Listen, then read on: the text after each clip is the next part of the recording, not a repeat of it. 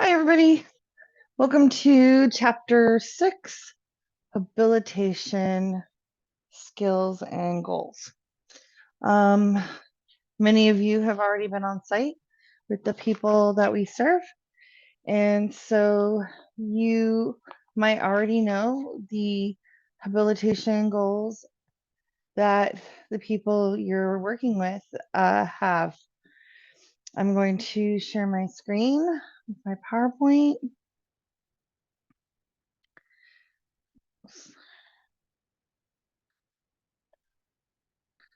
All right.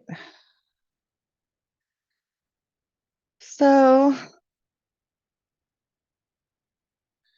when we're working with adults and teaching them new skills, it's important that we use adult learning skills to understand why, that they are respected, that they are able to contribute and understand what's in it for them, and they can experience it for themselves.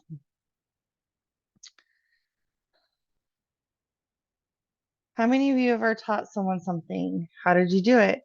What did you teach? Write down a few ideas to share during the in-person check-in. We all have some experience in teaching. We just may not realize it. Write down to share what type of skills you may be teaching to the people that you work with, or maybe you've already taught someone a skill. I would love to hear about it. So the 7 guiding values is kind of the place we start with habilitation goals: competence, health and safety, integration, relationships, power and choice, and status. Where would the skills you taught someone fit on the guiding values list? Could be so much as teaching your niece or nephew how to make a peanut butter and jelly sandwich. Now look at the list of guiding values and the list of skills that you've taught. How you may teach an individual, and the list of skills you may teach an individual you'll be working with. Where do they fit on the guiding values list? Are there any gaps between them? Look over the adult learning principles in your curriculum toolkit, and let's, at the check-in, we'll discuss how these principles are true for you and how they might be true for the people that we support. Why might some people not use adult learning techniques for the people we support? Well, I can think of a couple. People think that folks who experience disabilities might be childlike and don't have the capacity to learn with using adult learning skills. Also, they just might not think about it. What is the preferred learning style? So complete the learning styles test in the toolkit, and there is a video that you can watch that talks a little bit about the learning styles and how to use them in teaching and learning.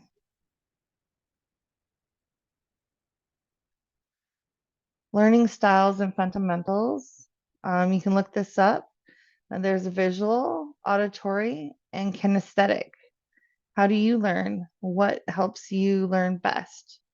Honestly, using all of the learning styles helps you learn information quicker, and also keep it to memory, but not everybody learns that way.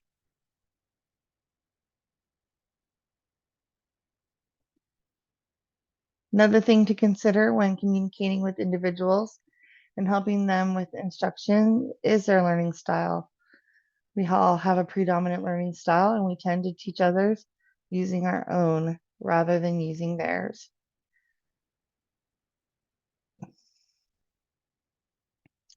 Structured teaching is one way to teach someone a skill. It's also known as task analysis or systematic teaching.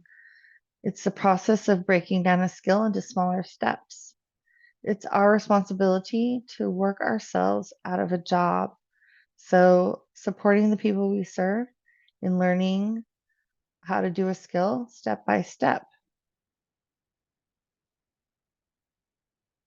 It's best when safety is an issue. The individual needs to learn smaller steps, and when quality is an issue.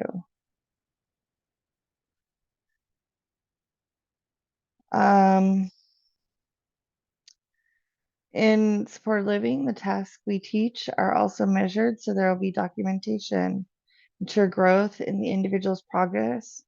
Ensure that teaching is consistent between trainers.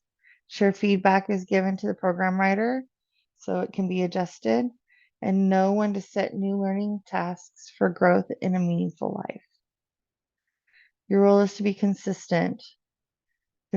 That's consistent with yourself and with other people who are also training the task.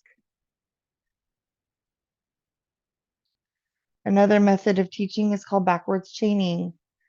Backwards chaining starts with the success first, could be eating the food right away, and then the next time it's putting the food on the table.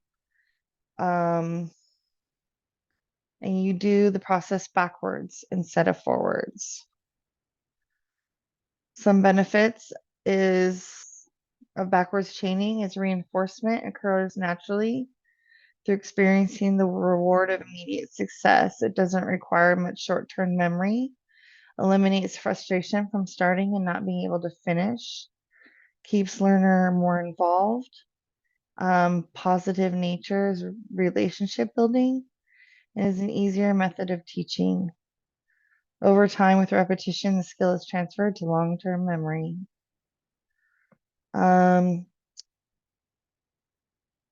So on this part of your toolkit, you're going to put the benefits of backwards chaining.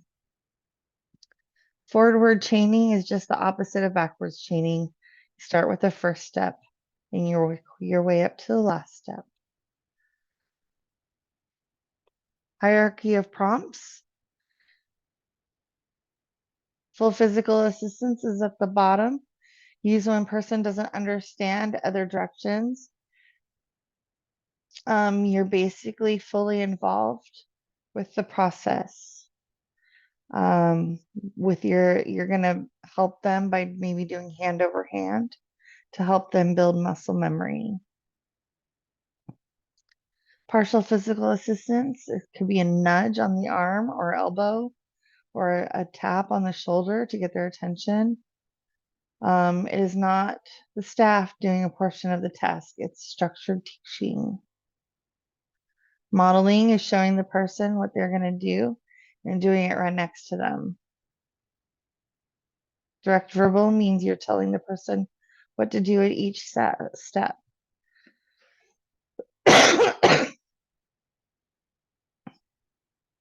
Indirect verbal prompts are a combination of gestures and speaking. More gestures and fewer words here. Independence is when we're all in our daily lives. We get up, eat breakfast, shower, shave, drive to work, do our jobs, and go home. Go out, make plans for the weekend, and see our friends. It's what we all want for the people we support. Error-free learning interrupts and stops and starts in a process, the requirement to ask for permission, and any number of other things. As staff, you would watch as the task is performed and interrupt the part that isn't a step in the learning process.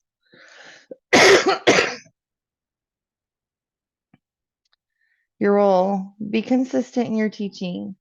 Will teaching the same thing 5 different ways benefit the client, and why not? What are some things you will need to know before you begin teaching? Hand dominance, communication style, where they are in the learning process. Meet them where they are, not where you're at. How important is it to build relationship and being able to successfully assist someone with learning a new skill? Can learning activities build relationship? What competencies could these instructional methods be used for? In what ways does becoming more competent help an individual? Reflect on these questions, and we will talk about them in our check-in. And then at the check-in, we will also take the test. And that's it for chapter 6, Hab goals. And I will see you when we get to chapter 7.